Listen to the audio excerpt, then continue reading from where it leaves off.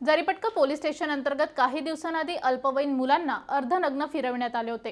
त्या प्रकरणात आंतरराष्ट्रीय मानवी हक्क आयोगाचे महाराष्ट्र उपाध्यक्ष सौरभ सिंग भारद्वाज यांनी या घटनेला लक्षात घेऊन दिल्ली येथील मानवी हक्क आयोगाला तक्रार केली आहे।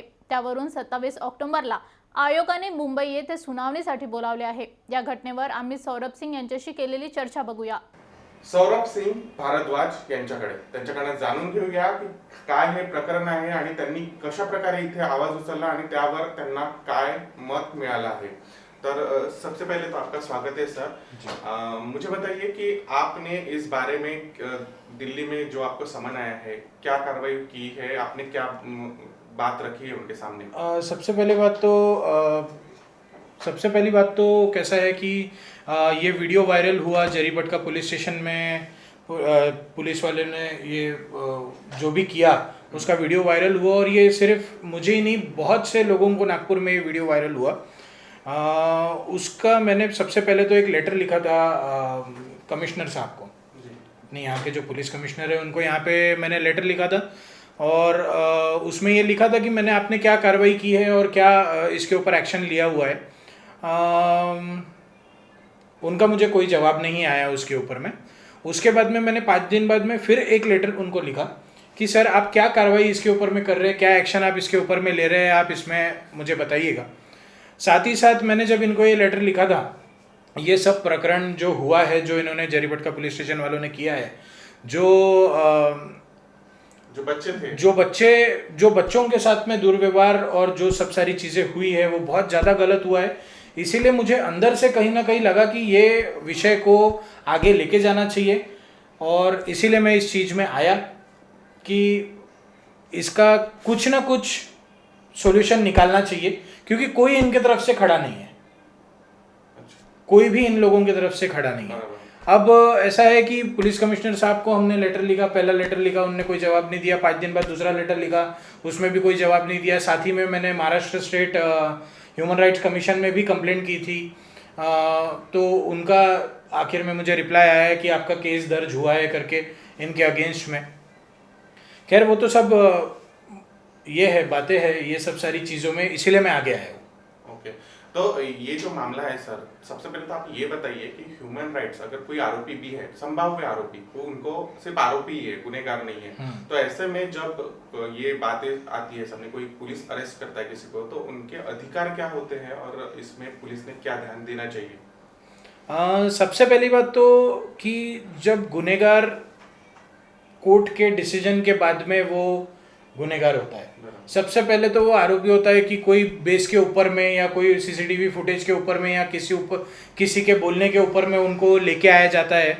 पुलिस वाले लेके आते हैं, उठा के लेके आते हैं, या जो भी है उनका प्रोटोकॉल जो भी वो फॉलो करते हैं। सबसे पहली बात तो ये होनी चाहिए कि उनका चेहरा नहीं दिखाना चाहिए। उसके बाद में उनकी आइडेंटिटी छुपानी चाहिए, उनके नाम नहीं बताने चाहिए। ये उसका एक प्रोटोकॉल होता है।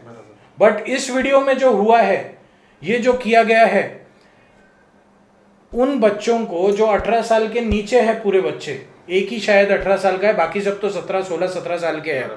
उन लोगों को सिर्फ चड्डी के ऊपर में पूरे जरीपटका में घुमाया गया। पूरा पुलिस का प्रोटोकॉल उसके साथ में था। 6 बच्चे बीच में घूम रहे हैं, आजू बाजू 3 पुलिस वाले हैं। पुलिस वालों ने मास्क पहना है, ये कोरोना का विषय इतना चल रहा है। पुलिस वाले अगर बिना मास्क पहने अगर आप शहर में घूमने के लिए निकलो तो 500 रुपये का चालान देते हैं, ठीक है। वो बच्चों को बिना मास्क के, बिना कपड़े के, बिना चप्पल के पूरे शहर में घुमाया गया, पूरे जरीपटका में घुमाया गया। उसको, उन लोगों को वहाँ पे डंडों से मारा गया रास्तों के ऊपर में। ये वीडियो वायरल हुआ है, ठीक है। तो ये होता है कि पुलिस वाले उनकी आइडेंटिटी छुपानी चाहिए। यहाँ तो आइडेंटिटी, चेहरा ढकने के लिए काला कपड़ा पुलिस वाले ही देते हैं। यहाँ तो उन्होंने उनके कपड़े ही उतार दिए, चप्पल तक पहनने नहीं दी, मास्क नहीं लगाने दिया उनको। तो क्या ये गलत नहीं है? तो ये बात तो ठीक है सर, आप जो बोल रहे हो कि चप्पल पहनना चाहिए, तो इस मामले में पुलिस वालों ने क्या प्रिकॉशन लेना चाहिए, क्योंकि आरोपी जो है वो अंडर एज है, 18 से सभी, तो 3 कम है, 3 बच्चे जो है छोटे हैं। तो ऐसे में इन लोगों ने प्रिकॉशंस क्या लेना चाहिए था। प्रिकॉशन की बात ही नहीं है। सबसे पहले बात तो अगर उनको कोई बेस पे अगर आपने पुलिस ने उनको डिटेन किया है तो उनको कायदा क्या बोलता है कि भैया उनको लेके जाओ, उनके अगेंस्ट में एफआईआर दर्ज करो, एफआईआर दर्ज करने के बाद में आपको जो कार्रवाई करनी है उनके अगेंस्ट में आप कार्रवाई करो।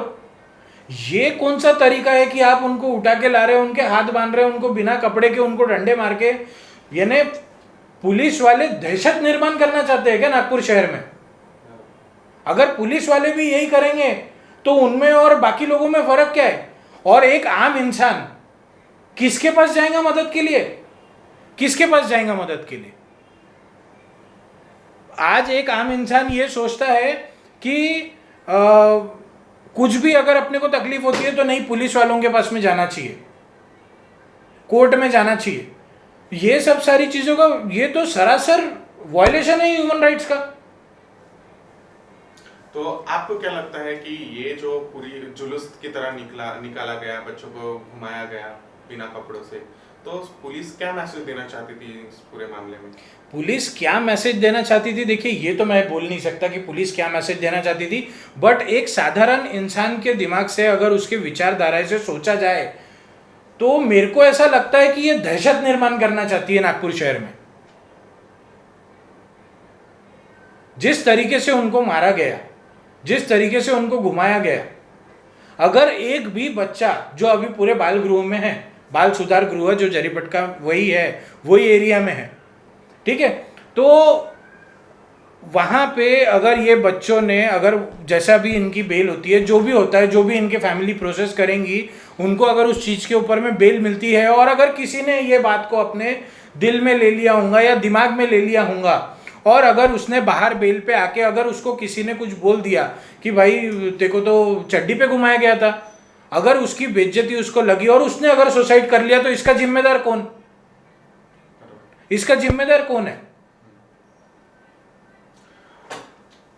ये तो ठीक है, पर इसी अगर अपन देखें तो उसी क्षेत्र में महिला बाल संरक्षण जो समिति है जो है, और दूसरी और एक समिति है जो बच्चों के अधिकारों का रक्षण करती है, ये दोनों होने के बाद इनके तरफ से कुछ ये कर क्या रहे हैं मुझे बताइए ना। ये जो बाल संरक्षण अधिकारी है, जिला महिला एंड बाल कल्याण अधिकारी जो है, इसमें इन लोगों ने क्या एक्शन लिया? क्या इनका प्रोटोकॉल नहीं था? क्या इनका स्टेप नहीं होना चाहिए था कि जो ये चीज हुई, ये चीज नहीं होनी चाहिए? इन लोगों, मेरे को तो लगता है कि ये लोग भी इसमें इन्वॉल्व है। इन लोगों का इतना बड़ा प्रोटोकॉल है, इन लोगों का इतना बड़ा सब सारी चीजें इनको जब गवर्नमेंट की तरफ से दी हुई है कि आपको ये सारी चीजें बच्चों का ध्यान रखना है, ये करना है, वो करना है, तो इनने क्या स्टेटमेंट लिया? इनने एक स्टेटमेंट नहीं दिया, उसमें एक स्टेप नहीं उठाई गई इनके अगेंस्ट में। तो ये लोग क्या कर रहे हैं? फिर अपन ने क्या सोचना चाहिए कि ये लोग है ही नहीं, सिर्फ पोस्ट पे बैठे कुर्सी गर्म कर रहे हैं अपनी। तो इन लोगों ने अपना काम नहीं किया, इसलिए आपकी समिति जो है मानवीय हक जो परिषद की, तो ये क्या उनको समन भेज सकती है, या फिर आपकी भूमिका क्या है? नहीं, देखिए कैसा है कि जो कंप्लेंट मैंने Maharashtra state human rights commission में मैंने की थी, इसका केस नंबर भी मुझे आया गया है, मुझे इनका मेल भी मिला हुआ है, मुझे अभी समन्स मिला है 2 दिन पहले। समन्स है ना, मुझे भी मिला है, शायद कमिश्नर साहब को भी दिया हुआ है। 27 तारीख को मुझे वहाँ पे पेश होना है, मुझे विटनेस करके वहाँ पे बुलाया गया है। मुझे ये सब सारी चीज़ें का वहाँ पे जो यहाँ पे बच्चों के साथ में हुआ है, जो भी ये मैटर में हुआ है, यहाँ का पूरा डिटेल वहाँ पे देना है। अच्छा, उनको भी समन्स दिया हुआ है कमिश्नर साहब को कि इसमें आप आके आपका बाजू पेश करिए। बाजू पेश क्या करेंगे ये तो बताइए। सीधा सीधा वीडियो वायरल हुआ है, सीधा सीधा सब सारी चीज़ें हैं, उसमें क्या क्या बचा है और क्या होगा उसके अंदर में। नागपुर को 2 बड़े नेता है नागपुर में, ऐसे में इन 2 बड़े नेताओं की तरफ से एक भी इस मामले में स्टेटमेंट नहीं है। मुझे बताइए ये केस कहाँ का है? जरीपटका का केस है। जरीपटका पुलिस स्टेशन यानी जरीपटका के अंतर्गत ये कारनामा हुआ है, ठीक है। अब मुझे बताइए कि नागपुर यानी पालक मंत्री जो है वो भी जरीपटका के, ठीक है, उसके बावजूद वो एक शेड्यूल कास्ट के राष्ट्रीय नेता भी है। ये 6 बच्चों में से मेरे ख्याल से 3 या 4 बच्चे शेड्यूल कास्ट के, उन्होंने क्या एक्शन लिया? वो क्यों नहीं आए इस चीज के बीच में?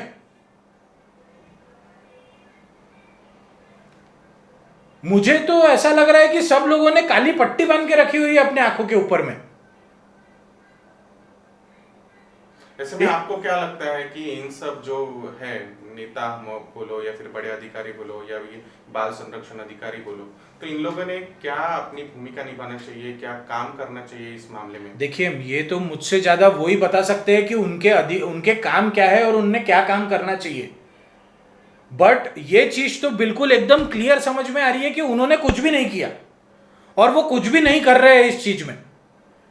महाराष्ट्र के गृह मंत्री जो हमारे नागपुर से बिलोंग करते हैं, उन्होंने इस चीज में ध्यान नहीं दिया। उनका एक स्टेटमेंट नहीं है इस चीज में, उनका एक बयान नहीं है इस चीज में, उनका एक स्टेप नहीं उठाया उन्होंने इस चीज में। क्या यानी मुझे ऐसा लगता है कि ये चीज पुलिस ने की है, तो बड़े बड़े पुलिस वाले अधिकारी जो बड़े ऑफिशियल्स हैं, मंत्री लोग हैं, गृह मंत्री है, यानी पालक मंत्री है, ये सब लोगों ने अपने आंख के ऊपर पट्टी बांध ली है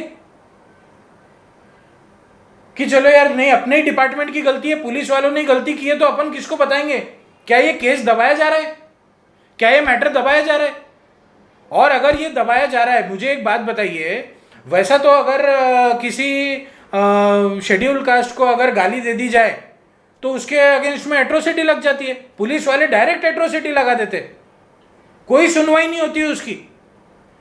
तो फिर ये जो किया, शेड्यूल कास्ट बच्चों को नंगा घुमाना, बिना चप्पल के, बिना कपड़ों के, बिना मास्क के, बिना उनकी आइडेंटिटी छुपाते हुए रस्तों के ऊपर मारा, तो क्या इस चीज में इनके ऊपर में एट्रोसिटी नहीं लगनी चाहिए? ऐसे में आपकी भूमिका एज अ अंतर्राष्ट्रीय मानवीय हक आयोग के, आप महाराष्ट्र के प्रेसिडेंट हो, आपकी भूमिका क्या रहेगी इस मैटर में? आप किस तरह इसको सामने लेके जाएंगे? देखिए, ये जो चीज़ थी, मैंने Maharashtra state human rights commission को मैंने दी हुई है, उन्होंने केस मेरा दर्ज किया हुआ है। 27 तारीख को मुझे वहाँ पे बुलाया गया है, मैं वहाँ जाऊँगा, मैं ये सब सारी चीज़ें बहुत क्लियर वहाँ पे भी खुल के बोलूँगा। ये जिस तरीके से ये चीज़ हुई है, नहीं होनी चाहिए। ये बहुत बड़ा वायलेशन है। इस विषय को किसी ने उठाया नहीं। इस विषय को अगर मैं उठा रहा हूं और मैं अगर इस चीज को आगे तक लेके जा रहा हूं, तो क्या इस चीज की गारंटी कौन लेगा कि कल मेरी आवाज नहीं दबाई जाएंगी? मेरे ह्यूमन राइट्स का क्या? ये तो इतने बड़े बड़े सब मंत्री है, नेता है, सब पुलिस ऑफिशियल्स है, सब सारी चीज है। अगर इन लोगों ने कहीं से कुछ अगर दिमाग लगा के मेरे को ही अगर इसमें इन्वॉल्व करवा दिया या किसी और केस में इन्वॉल्व करवा दिया, मैं तो सोशल आदमी हूं ना, मैं तो एक सोशल एक्टिविस्ट हूं। यही अगर उनके किसी रिलेटिव के साथ में हो जाता, तो अगर कोई मंत्री के रिलेटिव के साथ में हो जाता या कोई पुलिस ऑफिशियल के अगर बच्चों के साथ ऐसा हो जाता, तो क्या वो एक्शन नहीं लेते? ये गरीब परिवार से है, ये एससी कास्ट के है, तो क्या इनको बाकी सब लोगों को अधिकार है इन लोगों को मारो और नंगा घुमाओ रास्ते के ऊपर में? ये चीज नहीं होनी चाहिए। मैं इसकी कड़ी निंदा करता हूं। ये सीधी सीधी बात है, ये वायलेशन है ह्यूमन राइट्स का और ये सहन नहीं किया जाएगा। महाराष्ट्र के पालक मंत्री भी जो है, इनका भी स्टेटमेंट नहीं है इस मामले में, उनके बारे में क्या कहना है? आप ही देखिए ना, अगर ये पालक मंत्री है, पालक मंत्री वो भी जरीपटका में ही शायद उनका रहना निवास स्थान है, उसके बावजूद में वो शेड्यूल कास्ट के राष्ट्रीय नेता है, उसके बावजूद उन्होंने क्या स्टेप लिया? मेरा किसी के अगेंस्ट जाने का कोई भी विषय नहीं है, बट इन लोगों ने बड़े बड़े मैटर ये लोग सॉल्व करते हैं, ये करते हैं। माननीय गृह मंत्री ने सीबीआई, मुझे आज न्यूज़ ऐसी पता चली कि महाराष्ट्र से सीबीआई नहीं आएंगी। अरे सीबीआई नहीं आएंगी तो ये जो केसेस हो रहे हैं ये सॉल्व कौन करेगा? आप तो आंख पे पट्टी बांध के बैठे हो। आप ही नहीं, बड़े बड़े अधिकारी, बड़े बड़े पुलिस ऑफिशियल्स, बड़े बड़े सभी लोग शेड्यूल कास्ट के राष्ट्रीय नेता होने के नाते उनका एक स्टेटमेंट नहीं है, तो कौन लड़ेगा इनके लिए? तो फिर ये अगर कोई लड़ेगा नहीं तो इंटरनेशनल ह्यूमन राइट्स कमीशन कि महाराष्ट्र के वाइस प्रेसिडेंट के नाते मेरे को तो लड़ना ही है, मैं लड़ूंगा। हो सकता है कल जाके ये मेरी आवाज दबा दे, हो सकता है मेरे को किसी और केस में फंसा दे, बट ठीक है, मेरा जो कर्तव्य है वो मैं करूंगा। आपको क्या लगता है इस मामले में किस तरह से जांच होनी चाहिए? इस चीज की जांच पूरी होनी चाहिए। मुझे लगता है कि जब कोई पुलिस वाले या बड़े अधिकारी अगर कोई केस सॉल्व करते हैं, छोटा मोटा केस सॉल्व कर देते हैं या बड़े केसेस सॉल्व करते हैं, तो मीडिया में बड़ा इसको फ्लैशबैक मिलता है कि इन लोगों ने इतना बड़ा ये किया। अभी मैं किसी केस का नाम नहीं लूंगा क्योंकि ये केस से वो बिलोंग नहीं करता है, बट पेपर में आए दिन आते रहता है। ये केस के अगेंस्ट में ठीक है, उनके अगेंस्ट में क्या बोलते हैं उसको, जांच करने का ये दे दिया। अरे कौन जांच कर रहा है उसकी? कौन लोग है जांच करने वाले? एक पुलिस वाला पुलिस वाले के अगेंस्ट क्या जांच कर लेगा? एक एसआईटी कमेटी होनी चाहिए, एसआईटी नहीं होनी चाहिए, मैं ज्यादा नहीं जानता, बट इसके अलावा भी बहुत बहुत सारी कमिटीज है, वो होनी चाहिए, वो इन्वॉल्व होनी चाहिए इसमें। उन लोगों को क्यों नहीं लाया जा रहा है इसके अंदर में? क्यों ये लोग सब आग पे पट्टी बांध के बैठे हुए, मुझे समझ में नहीं आ रहा। इसमें सीधी सीधी एक जांच होनी चाहिए जिसमें, और अगर मैं आपको एक बात बता देता हूं, वो क्या होना चाहिए वो पुलिस ऑफिशियल्स, बड़े बड़े अधिकारी, नेता सब अच्छे से जानते हैं, बट मैं इतना जानता हूं कि अगर ये केस को प्रॉपरली नहीं मैनेज किया गया तो मैं हाईकोर्ट का दरवाजा खटखटाऊंगा, और हाईकोर्ट से भी अगर मुझे नहीं मिला, मुझे सुप्रीम कोर्ट जाना पड़ा तो मैं सुप्रीम कोर्ट भी इसमें जाऊंगा, पर मैं इन बच्चों को न्याय दिला के रहूंगा। उन्होंने जो भी किया होगा उसकी कायदे से सजा उनको मिलनी चाहिए, पर यह कोई तरीका नहीं होता।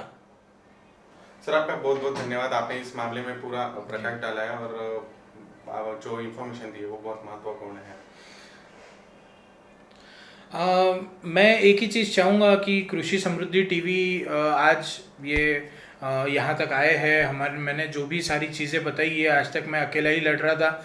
आज मुझे ऐसा लगता है कि आप ये चैनल के थ्रू मेरी आवाज़ वो दरवाज़ों तक पहुँचाएंगे जहाँ से बच्चों को न्याय मिल सके, और मैं आपका और आपके चैनल का भी बहुत बहुत धन्यवाद करता हूँ। बहुत thank you very much for this. ठीक आहे सर, थँक्यू व्हेरी मच। या घटनेत आपल्याला सौरभ सिंग यांनी अतिशय महत्त्वपूर्ण माहिती दिली आहे, मानवी हक्क काय असते आणि त्यांचे रक्षण कसे करायला पाहिजे आणि कसे जपायला पाहिजे। आपल्याला नक्कीच हे 27 तारखेला जे आहे मुंबई इथे जाणार आहे आणि या घटनेविषयी प्रॉपर माहिती आयोगाच्या समोर मांडणार आहे। त्यानंतर आपल्याला पुढील तिथे काय कारवाई होते, त्यानंतर काय आदेश मिळतात हे आपल्याला माहिती पडेलच। तोपर्यंत पाहत राहा आपण कृषी समृद्धी। कॅमेरा पर्सन प्रवीण सर, मी प्रकाश शंकरवार, नमस्कार।